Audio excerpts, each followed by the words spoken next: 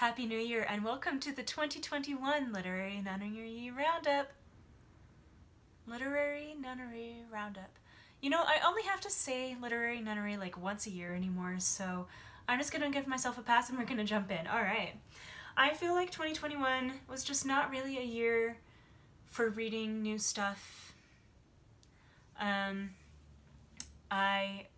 counted, so I checked out, let's say, around 185 books for the year.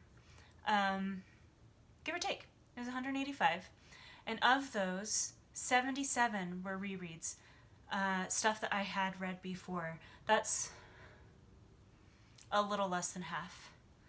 And I'm guessing that of the 185 books that I checked out, I've read 150 at most. I just glanced through everything that I checked out again, and I remember, oh yeah, I read the first 3 chapters of that, and then the middle, and then the end. I did that with that one, and that one, and that one. Very few, especially physical books, did I read all the way through. I will read ebooks all the way through because it's a lot harder to just open it in the middle. It is where it is. And so mostly if it was an ebook, I actually can't think of an ebook that I didn't read just straight through. So I've become more of a digital reader this year. Of those 185, 116 were ebooks. So I guess that I read probably 116. I'm not sure though. I'm probably counting. There are a few books that I checked out more than once this year, and I'll talk about that later. So we'll see. But I just am not reading right now. I have 15 books on my nightstand over here.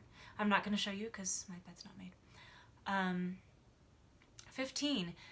Most of them I checked out in October. I have books that I checked out in October that have just been sitting and I haven't read them. And that's just kind of how things have been, is I just let them sit and I maybe read them, or there are a few that I did not open this year, and sorry to them that I just it just doesn't happen anymore. I don't know. Reading. So I'm becoming more of an ebook person. It's just a lot easier. I don't have to go upstairs and get it. If I'm going to be eating a meal, I don't necessarily want to have to get a book and potentially get it dirty because I am a messy eater. So it's just been a lot easier to use my phone. And again, not skipping around thing also. That's kind of how it's been. I've also read a fair number of fanfictions. I read 720 fanfictions. Or I clicked on 720 fanfictions. It sounds a lot more than it is. I would say probably 10 to 20 of those at most were novel length. Most of those were probably between 1 and 5,000 words. So don't be thinking that I read 720 books. I did not. As we know, I'm not a reader anymore. And I reread a lot of fanfictions too. That's life. Good for me. What new things that I read this year was some real death of the author Harry Potter fanfiction. What if Snape was a competent teacher and still not a great guy, but a competent teacher? What if Percy really actually kept track of his first years when he was a prefect? What if Sirius didn't go on the run at the end of book 3, but decided to take care of Harry instead? That one was really interesting. It got into a lot of fake, not at all canonical magic that I still thought was just fascinating and was willing to live with because I thought it was cool. What if the epilogue didn't happen and Hermione goes back for the 8th year and falls in love with Draco Malfoy? I read a fair number of those too. Whatever. Some of them were alright, but I don't remember which ones. I also, the best way to make sure that I actually read a book is to make it not fantasy, make it a contemporary romance. Most of the books that I actually read all the way through that are physical books, that's what they were. That's how to do it with me these days, is a romance. And I'm not gonna apologize for that because I'm in my 30s. We can swing wide the doors of the literary nunnery for now and continue to not read anything of any literary merit, but at least not be afraid of a little kissing or whatever. I did read a nonfiction book. It was Restoration by Patrick Mason. I really liked it. I think I read it all the way through. Yeah, I did. It was good. So there. I do...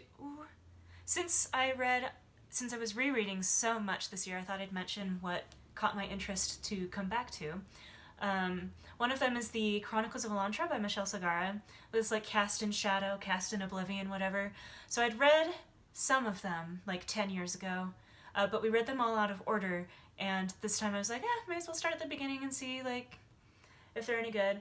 And it makes a lot more sense to read from the beginning, it turns out. So there was that, so it was worth it.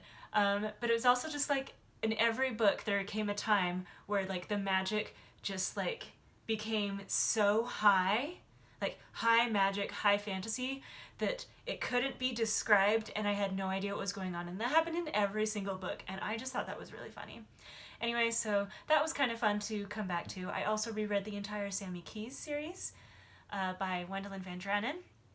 That is a middle grade mystery series that I was just like really into in high school and early college, and the first few really hold up.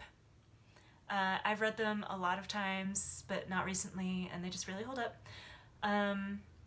I think there's 13 or 15, something like that total, and I don't know if it was just like her ideas weren't as good, or if I just like didn't read them at a formative time. I just didn't think that the later ones were as good. So I read it as a completionist, and also because I'd only read the last two like once, and they were better than I remembered them, but they were still just like kind of whatever. When I'm bored and I want an ebook and not to go all the way upstairs to pick up a book, I would often like see what Sharon Shin I felt like rereading, or Courtney Milan, or I did reread all of the Jasmine Guillory's this past year too. So that's that. Also, not related to anything I checked out from the library, my mom lent me all the Four Kingdoms books by Melanie Sellier. It's kind of like Christian fairy tale retellings, but they were fun reads. I can see a future in the not too distant future at all where I'm bored and I'm looking for an ebook, and they are available on Libby, and I'm going to reread them probably this year, just to have. And also, so I have them in my reading history at the library. I have 964. So that probably is around 950 because of all the like children's books or DVDs that I've checked out. I also want to mention the books that I read at the beginning of the year that I liked so much that I read them again in September. And they kind of just like stuck with me. They were very similar. They were both fake dating books set in England with kind of a deadbeat dad. And so like they kind of got mixed up in my head because I read them right one after the other. And so I thought I'd read them again. And so that was, what was it? If I Never Met You by Mary McFarlane and Boyfriend Material by Alexis Hall. I'm all about the fake dating this year. Like, Epistolary is good too. I did read a modern retelling of Daddy Longlegs called Love, Jacaranda. It was a physical book, so I didn't read all of it. I don't think. At any rate, fake dating is where it's at for me. If it's a fake dating book, I will read it. For example, Love Hypothesis by Ali Hazelwood. That one's been very popular this year, and I really liked it too because it's fake dating, and I loved it. I read some good young adult ones as well this year. I just think I will just list them in the blog and not try to talk about them at this time because I think I've been talking long enough. I have two more things to say. One is I also really liked Great British Bake Off knockoff romances. For example, Rosaline Palmer Takes the Cake by Alexis Hall, I think, and Battle Royal by Lucy Parker. I enjoyed both of those. They were both very baking center. All right, last thing. I joined Storygraph this year. I started back in I joined it yesterday. I started putting in all of my books from the past year, and because there's nearly 200 of them, I stopped. So I don't know, I've never used Goodreads or anything successfully, so I don't quite know how this is going to go, like if I'm going to keep up with it. Right now, I've only put the books that I've read so far this year, which is one of them. It was The Secret of Snow by Viola Shipman. And then the books that I'm currently reading, which are Proclaim Peace by Patrick Mason and Don't Outfall in Love by Jackie Lau. And then my to read pile is, to read pile is just all of the books that I have checked out right now, which is no ebooks. It's just all these physical books that I've had checked out since October that I will get to or I won't. And like I don't even have the stuff I have on hold on my to read. I don't have like things that I'd like to read. Like it's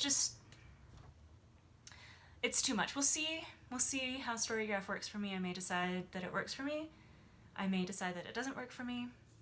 But that's gonna be my fun new thing for 2022 is trying Storygraph. And then might not have to do a video. We'll see. Anyway, I hope 2022 is good for you and that you read some good books. And have a nice one.